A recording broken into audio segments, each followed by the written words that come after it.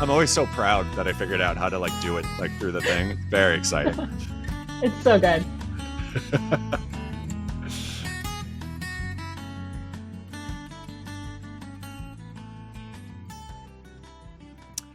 Hey everybody, welcome to another matzah-filled episode of Small Town Failing Podcast. I never plan, like I should plan ahead. I never do, but anyway, the point is, first time guest, very excited. I am Joe, your host here, first time guest, and I think I said it on the next episode that like one of the first people that came to mind when I thought about starting this up, and I don't know why it's taken so long. I mean, I do. It's my fault. Like I just don't do things. But anyway, my babbling. We've known each other for probably like 5 or 6 years now. Through Bloody Good Horror, one of the other podcasts that I was on, and have remained friends since. Elisa Walsh. I said it Yes, right. Did that's I do right. it? Oh, Yes. thank God. So you're one of those people that that sounds terrible. You're one of those people. Like it's so often like I'm sure you have gone through your entire life without like with dealing with people mispronouncing your name, right? Because you read it and it looks like Elisa, like which is accurate, right? But I guess Yeah. everybody butchers it and just assumes that it's something like what do you normally get? Like what is the pronunciation? Yeah. I get Elise, Alyssa, Mm, Eliza. Yeah, it never ends. And I never correct people either. I've yeah, failed at trying to get people to say my name right most of the time. it sucks. And it's like at the heart of it, like I'm sure you've dealt with it. And it just like you said, like you never correct people because you've just gotten used to it. But it's shitty, right? Like at the end of the day, it's really shitty. Like I I work with a couple folks with not similar names, but like names that are, you kind of have to listen to and pronounce. And like a few weeks back, one of them finally said, like, just so you know, this is how you pronounce my name. And like literally I've worked with this person for like 4 years, like if not longer. And I'm like, what a fucking asshole I am, right? Like and she's probably gone her entire life too with just like, fine, like I'll just accept it. Like that's what it is.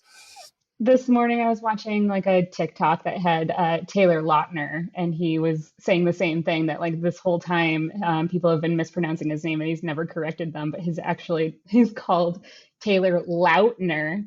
Oh my And God. of course, he's like getting all in the news right now because of the Taylor Swift Speak Yeah. Now re-release. So Oh, wonderful. he's finally Wow. he's finally speaking up and correcting everybody for saying his Good name for wrong him. after all these Maybe years. like maybe he can be like the spokesperson for you and those like you out there to like make this awareness, Do people not representation matters, do people not get Joe wrong Joe, I ever? get usually, yeah. My last name gets butchered constantly, but like that I don't really care about. But yeah, I mean I lucked out where I just have the most generic name ever imagined. But anyway, thank you so much for coming on. We have known each other for, like I said, like probably 6 years at this point. I think when I was posting up, I found the picture like the first time we met, where because you used to work for a brewery in the Chicago area, and like we're so friendly and like amazing to Bloody Good Horror, and like me specifically because we're both in the Chicago area, and like I said, like back when we did the meetup here in Chicago, like pretty much I took credit, but like you orchestrated the entire thing, like, hey, do this here, here, and here, and like, made it happen. And like just one of the kindest, nicest people that I have ever met. And I'm so glad that like I've met you through this community. And like that's the last of my, stroking your ego. But thank you so much for coming on. Thank you so much for all the kind words, and thanks for having me. I'm so Of excited to be course. here. And I tried to explain it too, but like you kind of get, and I mean this in the best way possible, all over the place, right? Like you, I remember during the pandemic, you kind of started up this small little shop of like air plants and terrariums that like I remember I ordered a couple, and it was like super fun just for me and my daughter to do, because everybody was stuck at home. And then a bunch of other things. Like I don't even know how to begin to describe kind of some of the stuff you have your hand in, but feel free to Yeah. try right now. Oh gosh, yeah. It did start with air plants and terrariums, and now it's just kind of evolved into anything that I make and sell. So I do like ceramics now. I've been making jewelry, just like like lots of fun arts and crafts. And then like I Nice. started a craft exchange club over the pandemic that's still going strong. So Awesome. people can join and like make a craft and then send it to somebody else in the country. That's awesome. And where can everybody find that? That is on Instagram. It's Craft Exchange Club. Awesome. Well, there you go. And then you are on, oh God, I haven't written for me. Elise Loves Pizza.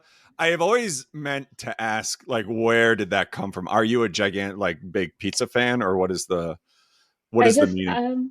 Elisa Loves Pizza. It sounded nice. It's a good. I was like it rhymes kind of, and I really liked that. And I just thought that Elisa Loves Cheeseburgers didn't roll off the tongue as well, Yeah, so I went it with does. that. It's very nice. Like, yeah. Thank you.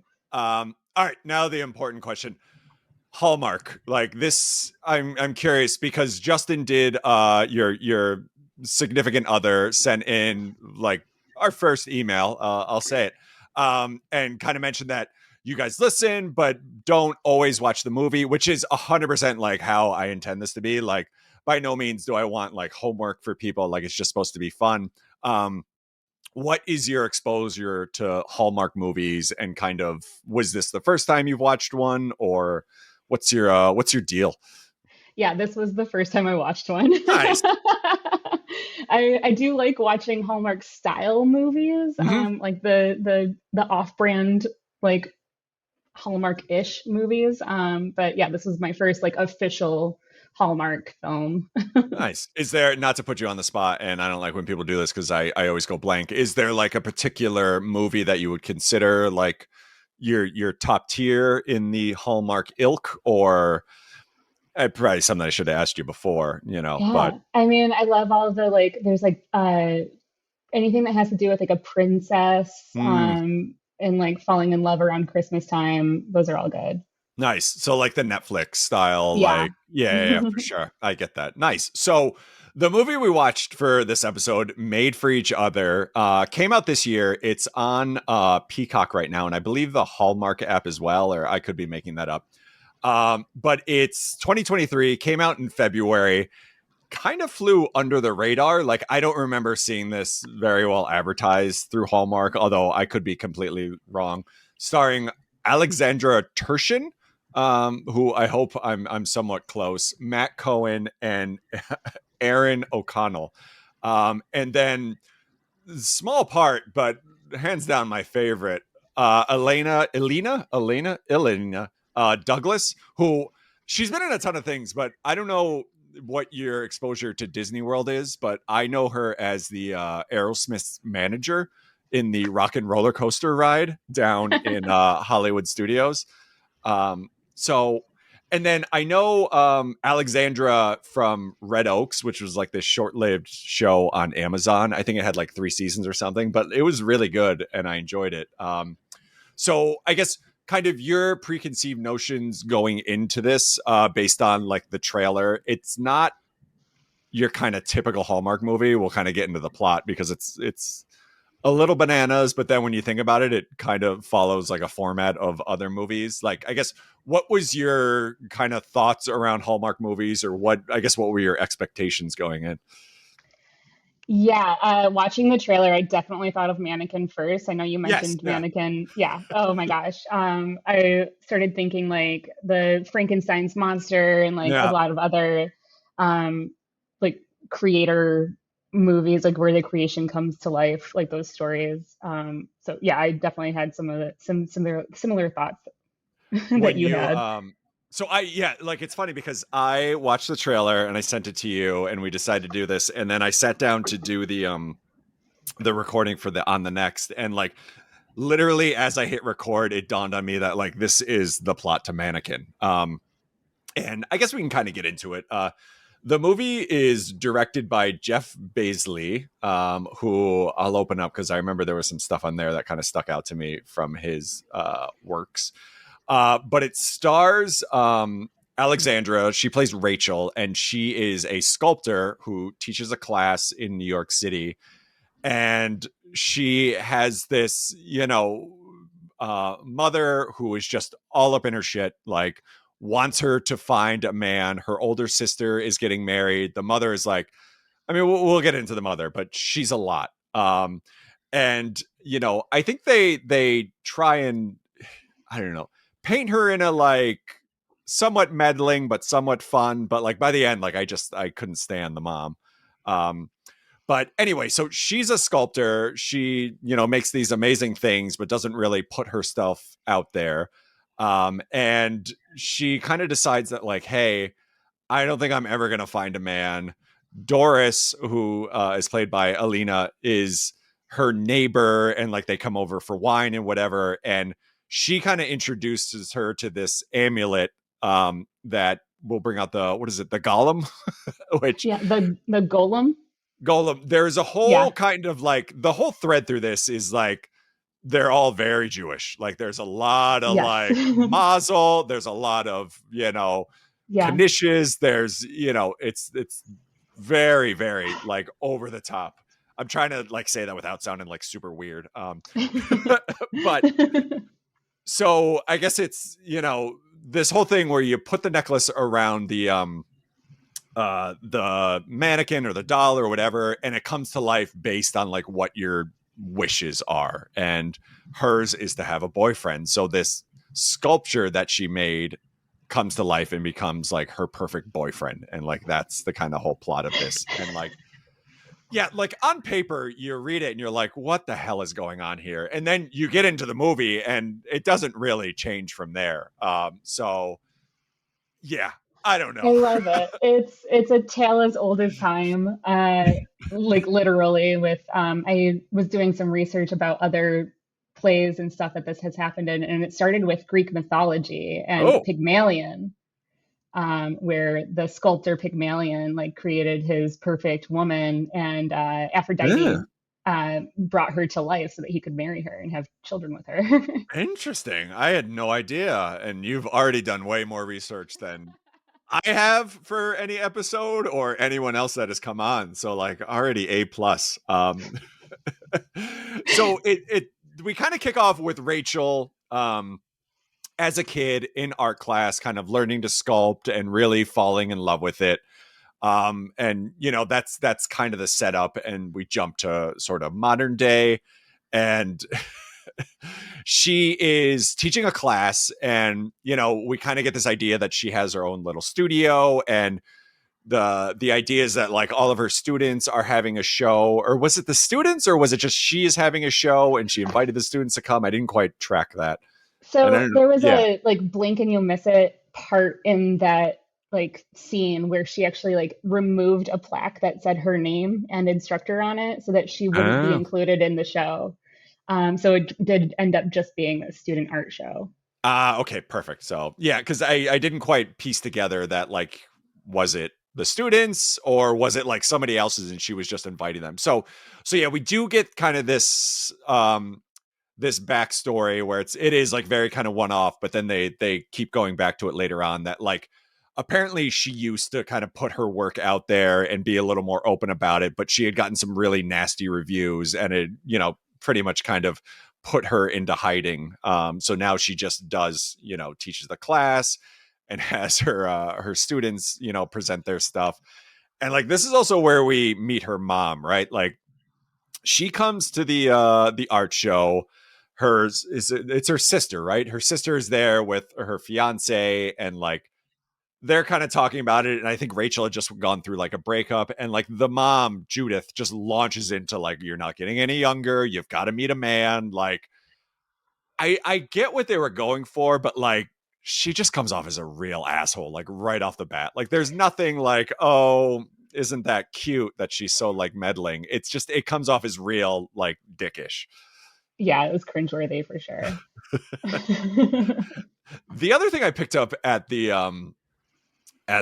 art show, I'm almost 100% sure that Rachel was wearing the same dress from Midsummer. The like that whole like kind of like pattern thing she had going on, like it felt very cultish, which I wish they would have dived more into, but we didn't really get that far.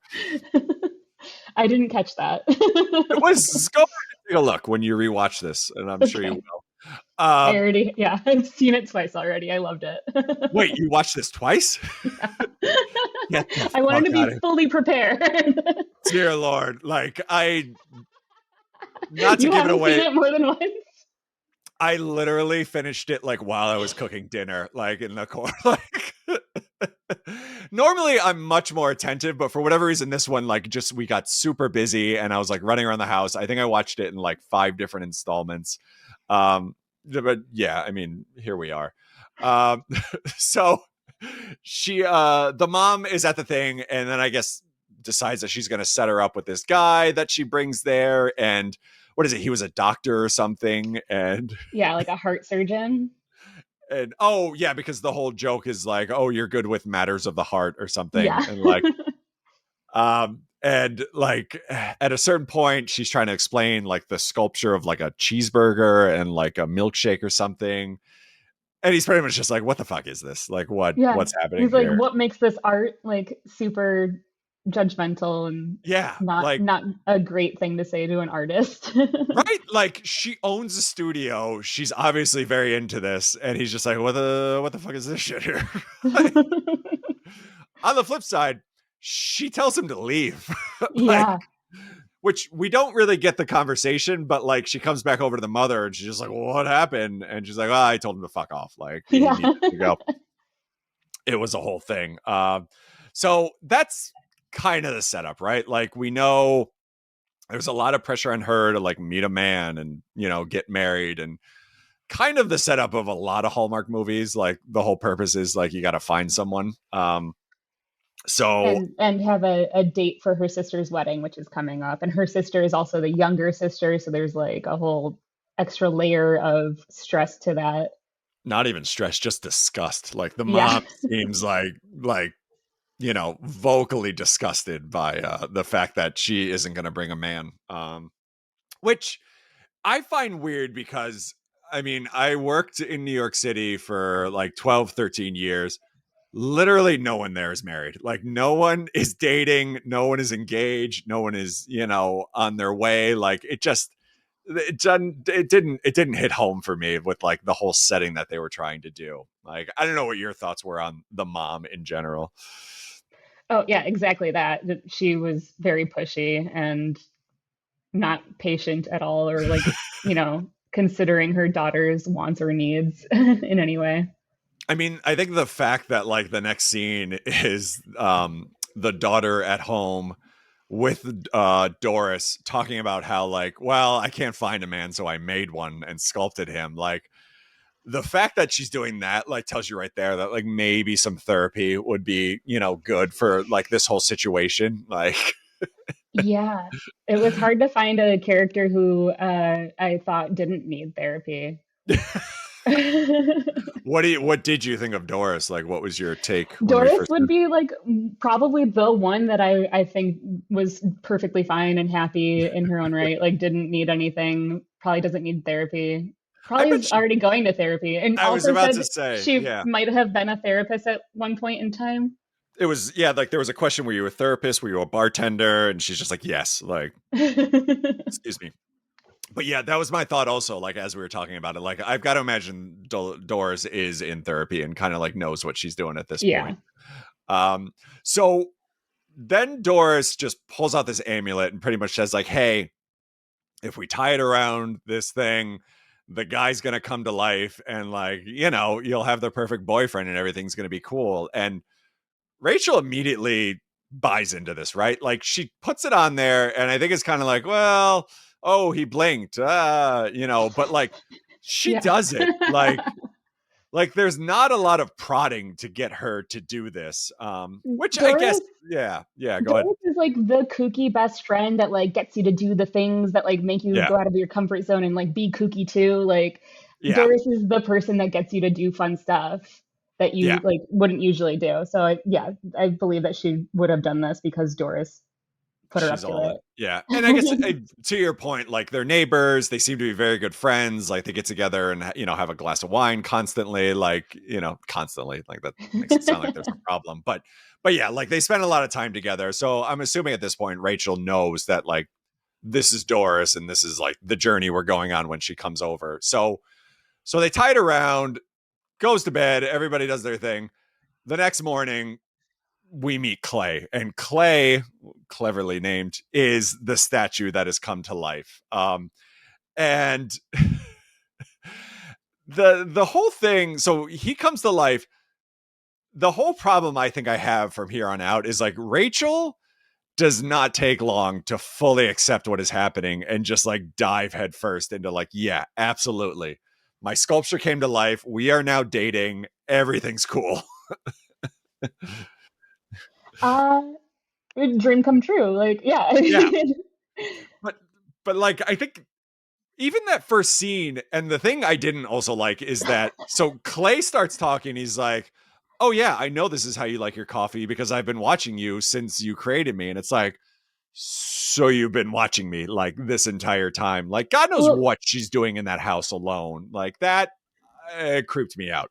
it's she's in the art studio and like a student walks in and Clay is already like completely naked and just wrapped in a towel. So like it's very awkward. And she's like, "Oh, I'm just interviewing a model for a figure sculpting class." Yeah, So that was exactly.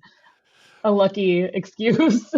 Yeah, but also by this point, she's just accepted that a statue has come to life, and she's like, Yeah. "Yeah, like this is the guy. Maybe we're gonna start dating." Like within a matter of a few minutes. Like I feel like there would be a lot more of like a freak out. One, that there is a nude man in my apartment when I wake up in the morning. Like that's a red flag. And two, he's telling you that he was a sculpture. I mean, he's obviously got facts that kind of back this up, but like Yeah. it seemed very, very quick that this whole thing kind of She came to be. she checks behind his ear and sees that her signature is like That's tattooed right. behind there. So that's how she knows he's actually the sculpture that she made. And from there on out, like it's just we're gonna go gangbusters. So she starts kind of showing him the world and teaching him everything, and like they do like almost immediately start dating, right? Like there's not like a, oh, you seem like you are a really great guy, like like they you know pretty much fall in love quickly, right? Yeah. I did like that with Clay. She gave him a rugula, a Oh yeah. pastry, and he goes, "Oh, this is the best thing I've ever had." And Doris goes, "Well, it's the only thing you've ever Yeah. had." Yeah, And then there are, yeah. when he kisses Rachel for the first time, he's like, "That's the best kiss I've ever had." And it's like you have nothing to compare this to. So I that's a funny like ongoing joke that they carry on throughout the movie. It did, yeah. I feel like any scene with Doris like got me like a little chuckle at least. But yeah, I think the other kind of character in this is David, which cleverly named. Yes. I thought it was a bold choice that David was made a comedian. Mostly because, I mean, like I say, I love these movies. I enjoy watching them. I don't know them as like doubled over laughing at the jokes that go on in here. Like, there's definitely some chuckles for sure, but like to put him as a comedian and like have him on stage and like cracking jokes, I felt like that was a real bold move on the writer's part for this entire thing. Because I don't know, did you think David was funny? Did he like? I don't mean to say it like that. It sounds like a dick. I did not laugh at his stand up, but there were times like in conversation with his friends where Yes. I did think that something that he said was funny and would laugh. I caught myself laughing out loud a handful of times. Yep, for sure. No, no, I agree too. But the stage stuff, I was kind of like again, it was very like, oh, my mom's so meddling, oish, like they, which it was good, but it had its moments. So I don't know. From there on out, it's really kind of Rachel and Clay getting to know each other. Her kind of showing him the world. She takes him to one of David's like stand-up shows, and this part I actually did really laugh at, where like David is kind of doing his shtick on stage, and like everybody laughs, but then like Clay is like, ha, like bursts out yelling, and then like immediately apologizes to the entire audience. Like that actually got like a real chuckle out of me. But like it is like the ongoing joke too that like he's this fish out of water, or like just learning how to like do things. Yeah. Another thing about David that I thought was interesting, earlier in the film, he's talking to Ben, who is the fiance to Rachel's sister. Rachel's sister is Ruth. And Rachel's sister is asking like, "Oh, is there any women in your life? Like, are you going to get married anytime soon?" And he's like, "No, no, no. Comedy is my life. Like, I only Mhm. want to like spend my time focusing on comedy." And then like the very next scene that we see David in, he's asking about Rachel because he wants to date her. Mhm. Like he gave up on being a single man who only focuses on comedy like very quickly. Yeah. Well, when you meet Rachel and her, sculpture boyfriend, like you start to realize, like, oh, I could be missing out on something really special here. Yeah, because what David's backstory is also that, like, I think he was a lawyer at one point, and like, he kind of gave that up. So the whole kind of dynamic between David and Rachel, and like they kind of developed this friendship over the movie, and I think at this point we can all kind of see where things are going, but David is very like, I went to school to be a lawyer. I gave it up. I didn't want to do it. I just went out and became a comedian, and like he applies himself everywhere and is like he takes a lot of risks. And Rachel is the exact opposite, right? Because we kind of talked about that. She got this bad review or like reviews multiple, and she's kind of like gone into her shell. And there's this, kind of side story of like this big art show that she kind of wants to submit her stuff for and keeps thinking about it, but also doesn't because she's nervous about being rejected. So like the juxtapose there is like Rachel is very kind of introvert and scared to do anything, and David is kind of, pushing her boundaries and, saying like you should absolutely go for these things. And then we've got Clay there, who is now her boyfriend, and like one of the weirdest scenes I think I've ever seen, and not just like a Hallmark movie, but a movie. Like Rachel is having this conversation with Clay, and she's like, I think I want to do this, but I'm really nervous and like I have a knot in my stomach. And Clay's just like, oh, don't do it. Like if it makes you feel bad, like you absolutely shouldn't be doing this. Like nothing should make you feel bad. Like you're perfect. Um, Yeah, which, they yeah, tried to explain that and that like he loves her for the way that she is and she like he would never want to change her. yeah, But like whereas David is like wants to like help her change for the better exactly. and Yeah. make her a better person. So yeah, Clay just loves her exactly the way she is and doesn't want to change her, so she shouldn't do anything that would make her Yep. go out of her comfort zone and try something new.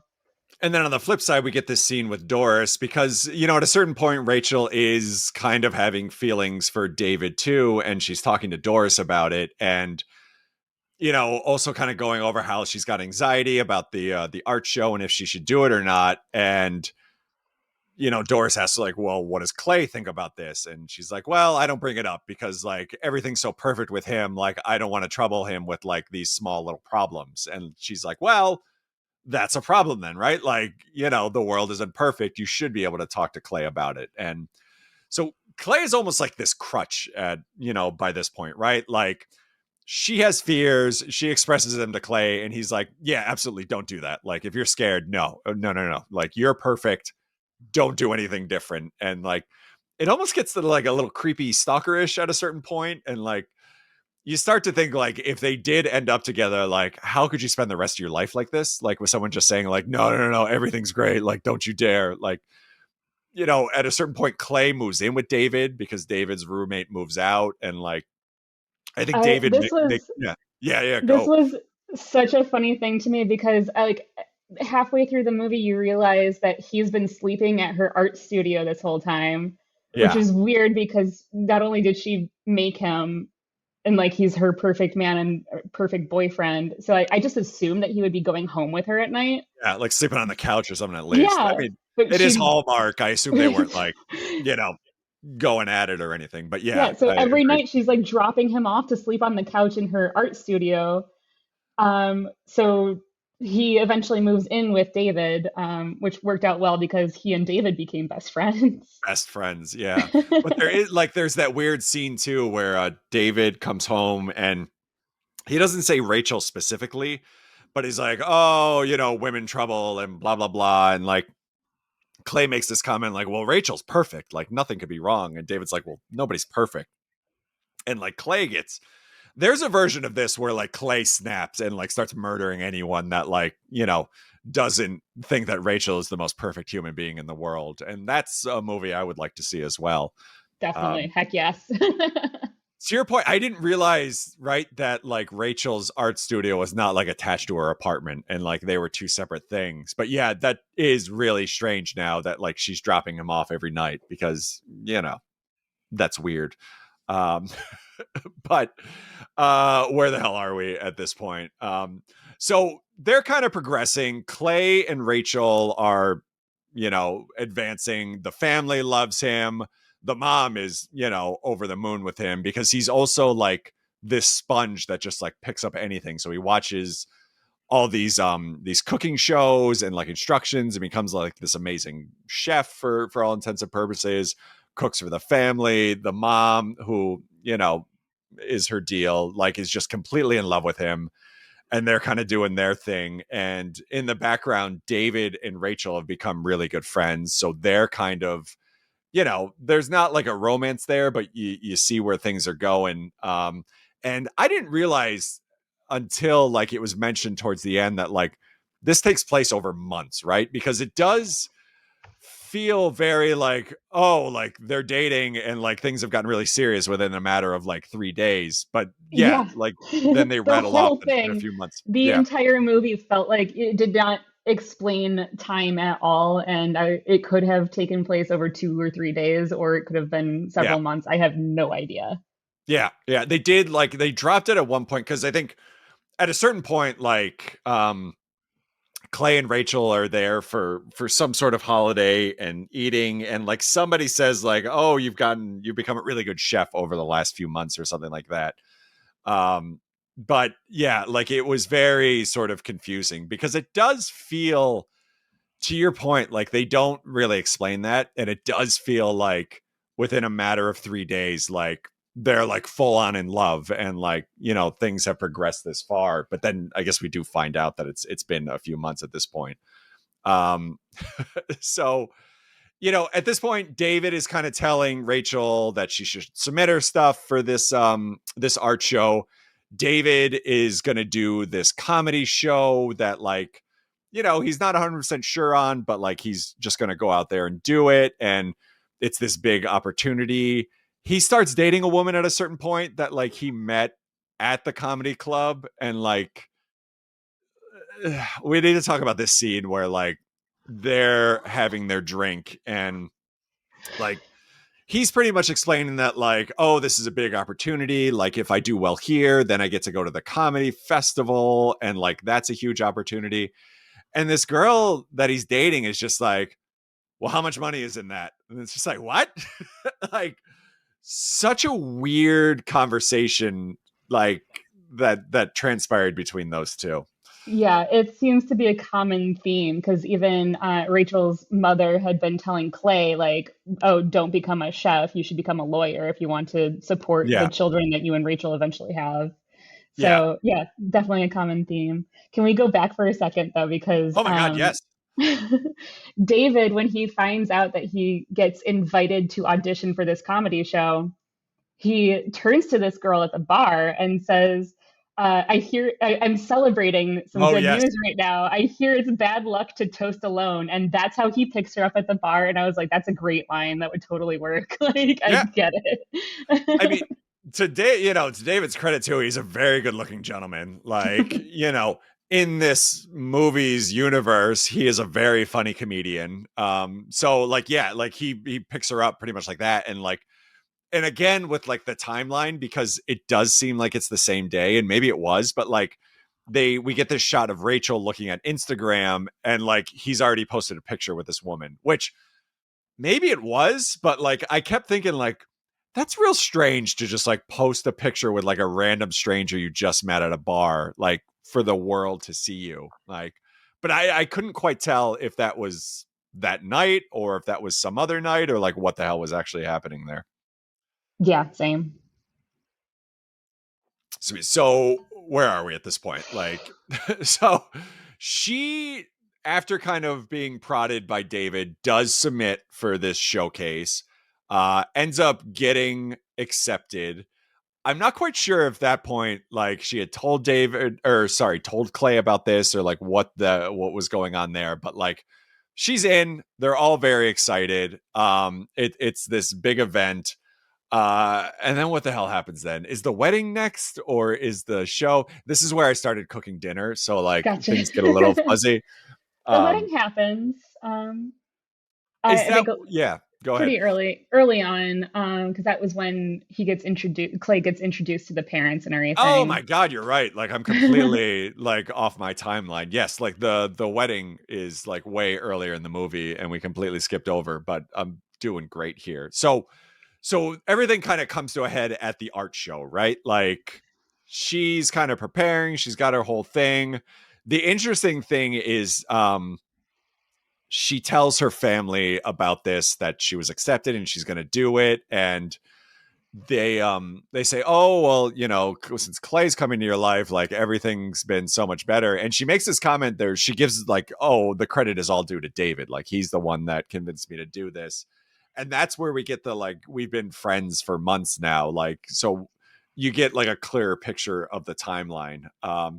And then that next scene is David out with his girlfriend, and like, this is what I thought was super weird. Like he's explaining comedy to her, and like, oh well, if I do good here, then I get to go into this other festival, and if I do good at that festival, then maybe I get to start doing commercials, and maybe I'll get, you know, to do some colleges and stuff. And like, this woman seemed completely baffled by like how progression works, right? Like there's her questions are like, well, how much money is in that, or like what do you get from that, or like what's the prize, or blah blah blah. And it's like, do you have any understanding of how like not just comedy, but like entertainment works, right? Like nobody starts making millions of dollars after working at like a bar one night. Like I almost feel like her and Clay maybe could have gotten together and just been confused about the world together. Like, but that scene was like one of the more off-putting of the entire movie for me, at least. Yeah, I mean, maybe it was the writers making some sort of commentary on what it's like being in the entertainment industry, and that you like performing for exposure is not Yeah. the best way, like not necessarily how it should work. Hmm. Yeah. Um, Yeah. but Valid for sure. Yeah. I think, I wonder if the mother and this girlfriend should have gotten together and like, you oh know, yeah, just they would have criticized been everyone. best friends. Yeah. So we find out that Clay is planning on proposing at the art show, right? Like that's kind of his plan. He's picked out a ring and everything. So we go there. Things are going really well, and at this point, everything just kind of goes off the rails. Like David pretty much confesses his love to Rachel, and you know, gives this fairly well put together speech, right? That like, look, I know that Clay says you're perfect and nothing is wrong with you and you don't have to change, but like, I'm the guy that's going to push you and help you, and you know, we'll help fix each other. And like, this like very sort of sweet, you know, moment that I mean, I sobbed uncontrollably. Um, and the weird thing is, like, normally in a Hallmark movie, you would think like, all right, this is where we're wrapping up. Like, she's gonna pick David, Clay. Oh, I forgot to mention at a certain point, Doris also mentions that like, hey, I know you're having your doubts. If you, for whatever reason, end up not needing or whatever this boyfriend, then he just turns back into a statue. Like that's how this magic works, which also adds this weird element of like, so she could like murder him, like, Yeah. Oh like, yeah. As soon as Doris mentioned that, I like immediately was concerned. I'm like, where is this movie going to go? Like, how is this yeah, going to possibly end? Because that's terrifying if he's just like yeah, going to turn back into Clay. Like she's killing him, ending his yeah, life. exactly. Because Clay, you know, he's creepy and like obsessed, but like he's a very nice gentleman, and from what I can tell, an amazing cook. So like, you know, he's got, you know, some values there. And so like that's kind of hanging on there. And at this art show, it kind of comes to a head, right? Like you need to choose between one of us. And, you know, no surprise. I don't think we're spoiling anything, but she chooses David. And Clay, he's still there, right? Like he's still, I was a little confused about how things got tied up. And it could also be because I was finishing up dinner, but like She yeah, go tells ahead. him, "Oh, I give you a new purpose," Hmm. as if like saying this out loud makes that so. Yeah, I exactly. give you a new purpose, like to go live and be happy, live a good life. And then she moves on with David, but it does kind of like leave the question of like, if she goes to sleep and wakes up the next morning, does he like, did it Is he work? there? Yeah, yeah. But also, like, if it does work and he's kind of going on to do his own thing, like, what kind of life is Clay gonna have going forward? Like, he's still not very well adjusted. And like, how's he gonna have any sort of other relationship if that's what he decides he wants to? Like, I got a lot of questions and I'm like big concerns about like where Clay is today if he is not turned back into a statue. My biggest concern for Clay, and to me it was like the funniest joke that was going on throughout the movie, was he's also uh, a model. He's modeling Yes. Yep. on the side throughout the movie, and his first modeling job was jeans. So he goes, "That's why I'm not wearing a shirt." And then his second modeling job is a shirt, so that's why he's Uh not wearing pants. uh And then later in the movie, he goes, "Oh, I booked another modeling job. It's for socks." Oh God. It I didn't piece that was together, but yeah, Clay. the best joke. I loved it. I cracked up so hard, just thinking like this like impressionable young man is going to Right? show up, like could definitely get taken advantage of on these modeling jobs. That's my concern for Clay because like Rachel has moved on. She's with David now. Like I'm assuming she's just dropped Clay by the side of the road and like now he's just having to figure things out by himself. And yeah, like things are turning urban cowboy or whatever the hell that movie is with John Voight like pretty quickly where he's just naive out there. Like you got to assume by this point Clay is full on just prostituting somewhere. Like Well, hopefully he's not, because like you said, he is like a sponge. So at one point he yeah, starts studying for the LSATs, and yes, yeah, he gets accepted into Harvard immediately, right. um, to go to law school. So he at least like knows the law to some I would degree. love to see like a whole series of like Clay like out in the wild. Like Clay goes to college. Like I feel like that could be a lot of fun. I'd like to see that. The other disturbing thing as this movie kind of wraps up is as Rachel is kind of presented with the decision between David and Clay, the mom makes it very well known that she's like, no, you need to choose Clay. Like Mhm. David is a comedian. He's never gonna like financially, be able to cover you. Like goes in hard and like as she chooses David, and we get like this speech from Rachel's father, who we haven't really talked about, but like he's just kind of there with Rachel's mom through the whole thing. He finally snaps is like, look, we're not perfect. Like we never were.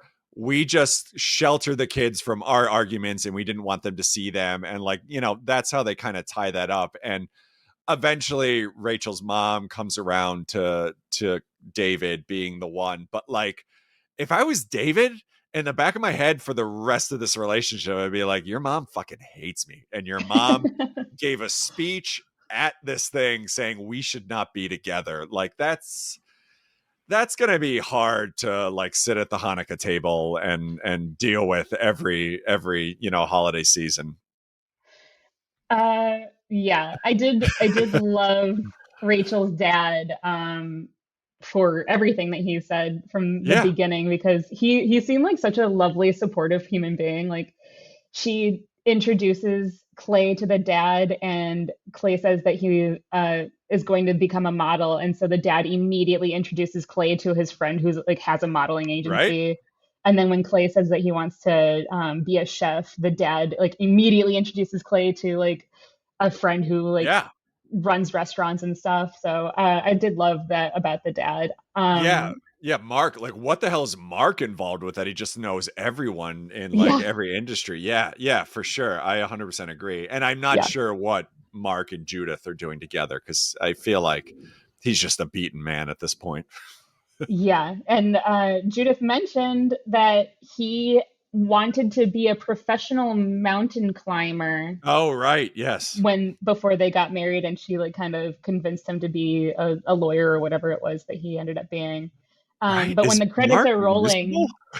when the credits are rolling, you do see like some like Instagram style social Yes. media pictures, and the two, she and him, are mountain climbing on vacation. So They there's, like the most generic, like they might as well have been on top of like Mount Everest or yeah, something. Like, all right, this is what we do now. Like we're mountain climbers. Like it was, yeah, yeah, it was a lot. But happily like ever after.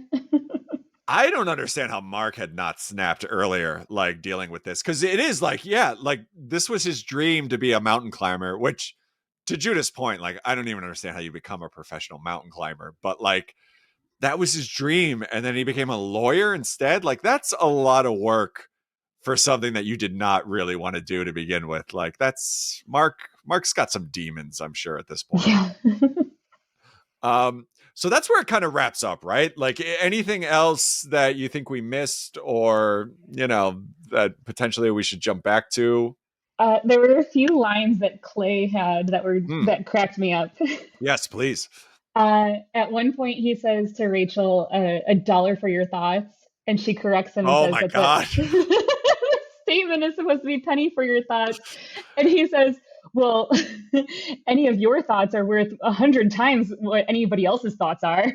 Yeah. Like, and So, again, like that's one of those scenes where like you expect him to say after, and I will fucking murder anybody who thinks otherwise. Like it's Clay's got some, like he's just on the edge. Yeah.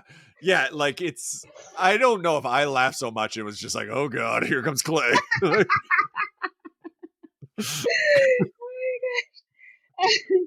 the the other thing he said that made me laugh so hard was when they're at her gallery show. She has a statue that she made of herself as a little girl, Oh yes. Yep. This and is good he too. he comes up and says like, "Oh, is this one going to come to life too? Like, and if she does, can we adopt her and name her Claychel?"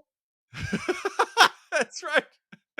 Which at that point, you think one of the first things Rachel would have taught him is like, look, this is gonna freak people the fuck out. Like, don't go talking about how like you came to life. Like, yeah, Glacial is gonna like be a thing. Like, Claychel. it's good. It's real good. So stupid. I Yeah. loved it so much. I will say I gotta because I did, you're 100% right. Like the writing in here, Addie Blotman, who I think this was her first Hallmark movie.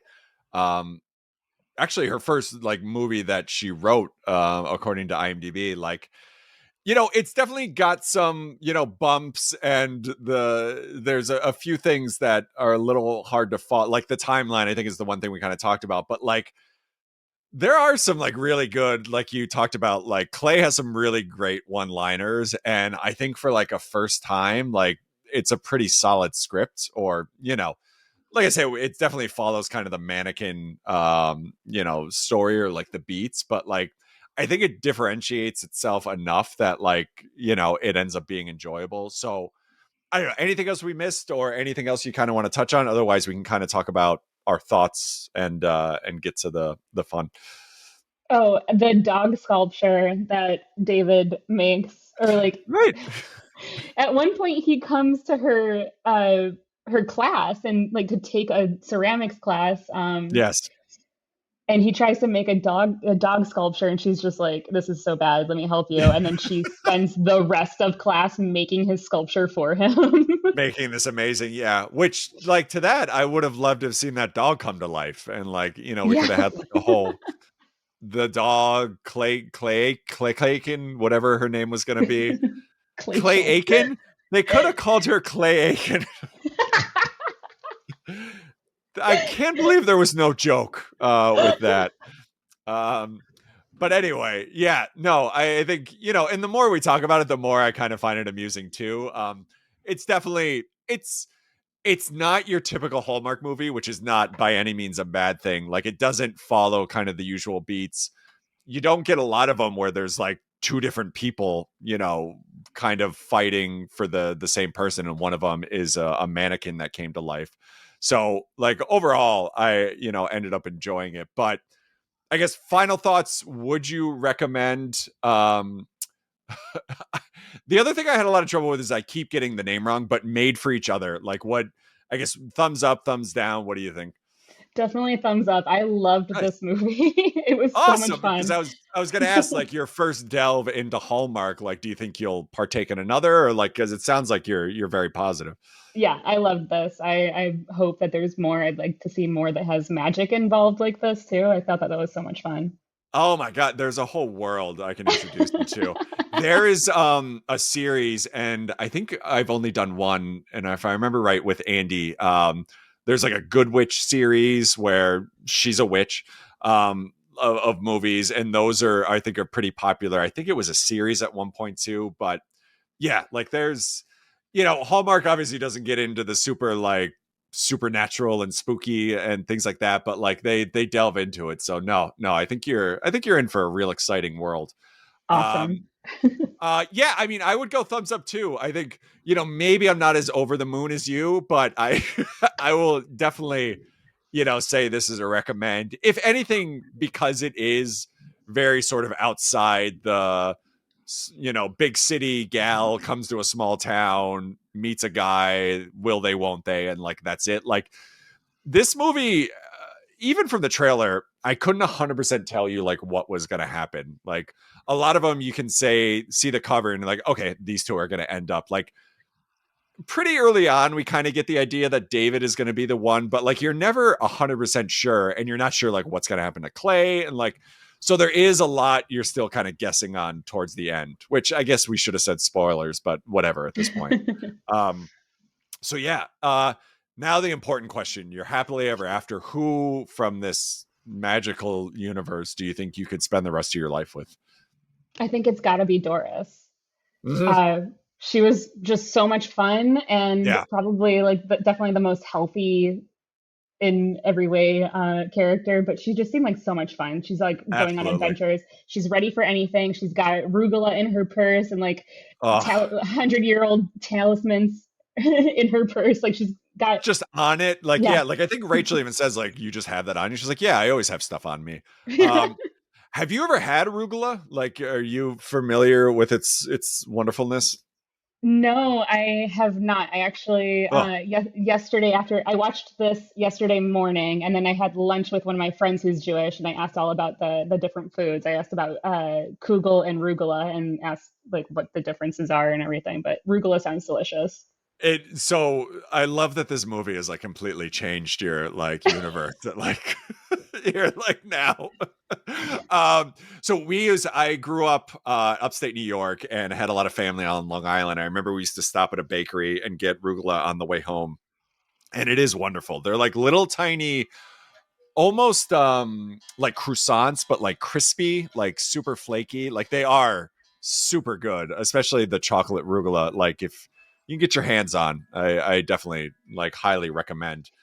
um so yeah, I don't even know if I said, but yeah, Doris would 100% be mine too. Like she seems super relaxed, very like, of anyone in this movie, well adjusted.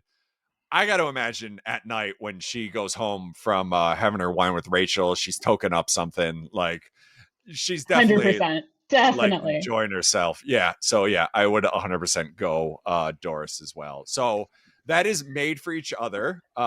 Two thumbs up from us. So yeah, I know it's streaming on Peacock. I think it might be on Amazon Prime as well, but it is definitely out there. So definitely give it a go. If you enjoy the movie Mannequin, I think you're gonna find this. It's better than Mannequin 2. I'll give it that. So that is Made for us. Sorry, I need to close the door because the dog was rude and just burst in.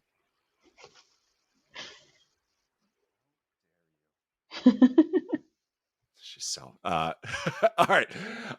Small Town Failing Podcast is where you can find back episodes, the YouTube videos of these episodes, links to Instagram, Twitter, Threads, which I am super confused about now, but Threads is a thing. Cameo, if you're looking for a wonderful gift for anyone. And then usually on Instagram, and then I'll start doing on Twitter and Threads too. But we post up if you have any questions, and we did get a couple this week. And first one, I think based on, because I tagged you in all these, your name, what is your favorite style of pizza? I think knowing that we're both from Chicago, like, are you originally from, I feel like I know this, Buffalo or upstate Yes, New York or, okay. Buffalo. Yeah. So this is a big question. What is your like favorite style of pizza? Do you veer towards the deep dish or you know? I love a good like thick pan pizza. Mhm. There is deep dish that I like, but I don't love it when it has like giant chunks of tomatoes in the sauce. So that's makes Yeah. me kind of picky when it comes to where I get my deep dish from in Chicago. But yeah, Yeah. I love all the pizzas. I also love Detroit What style pizza. Yeah. Yeah, I didn't even realize that was a thing until we moved here. And then I guess what is your, this is going to make or break our friendship. What is your take on the pub style pizza here in Chicago? Uh, I, I'm gonna say that no comment. I'm so worried. Oh, so the we have had, for those of you who don't know, there is, in like specifically, I think it's a Chicago thing. They have what they call pub style, and it's thin crust. Which when we moved here, we didn't realize thin crust was a thing. Like all you hear about is deep dish. So like the first night we moved into our apartment, there was a bunch of menus there, and we're like, we just ordered from the first pizza place that we saw, and it showed up, and we're like, what the fuck is this? Like it was, it's interesting because pub style is like, it's very thin, like almost like cracker thin. The toppings are put under the cheese and then they cut it up into squares. And if it's your thing, like, or not like you specifically, but just the people in general, good for you. Just coming from, and I'm going to sound like a snob, like upstate New York, and then I worked in New York City for about 13 years. Like, not to sound like a dick, we've had some of the best pizza in the world.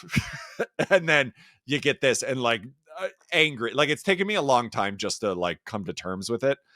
And my wife now, Leslie, that will do like home run pizzas and stuff around here. And like those are definitely like kind of the cracker thin. And like I still like, it's, our marriage has been on the rocks since she Yeah. came to this realization. Like it's tough. I don't know. Like, do you prefer one versus the other, like the more traditional New York style or pub style, or what's your So go to?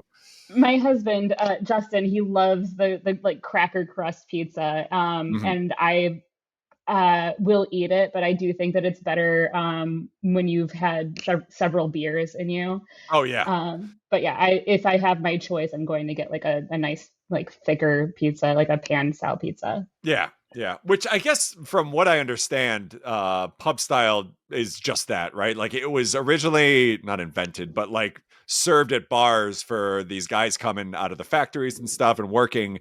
And pretty much the idea was to get them to stay there and drink longer and, Hmm. hang out more. So I guess I get that. All right.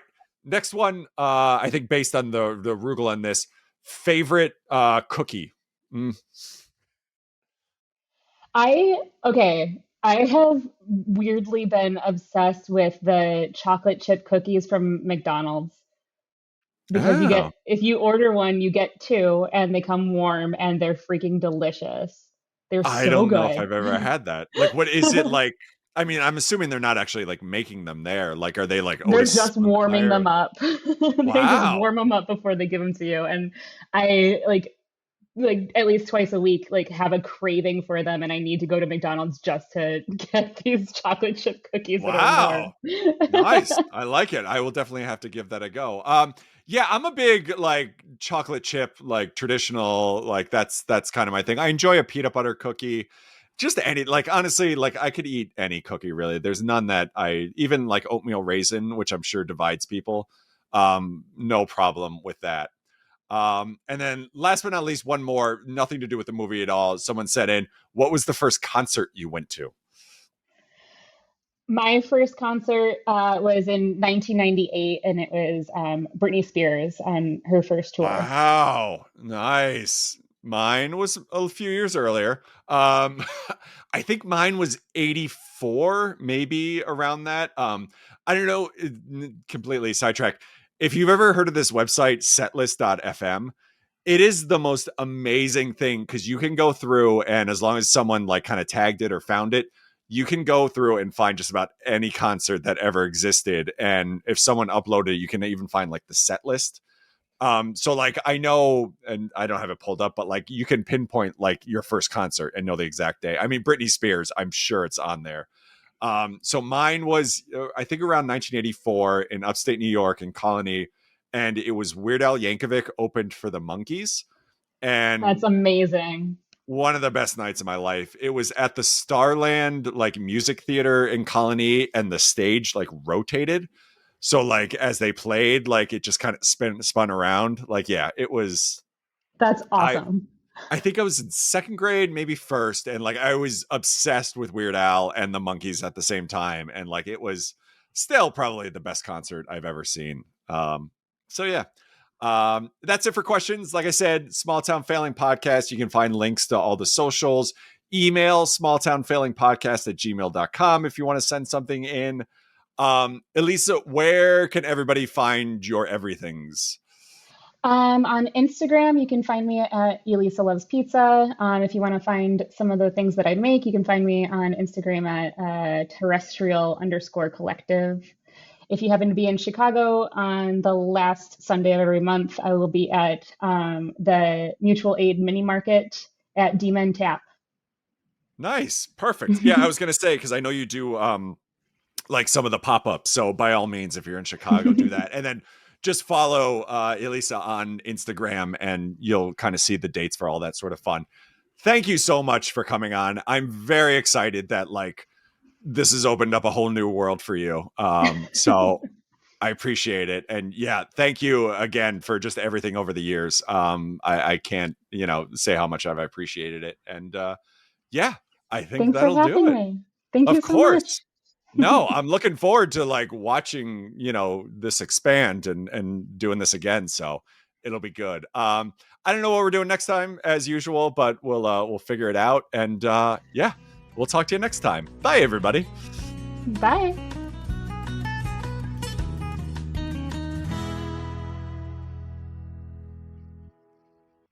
There it is.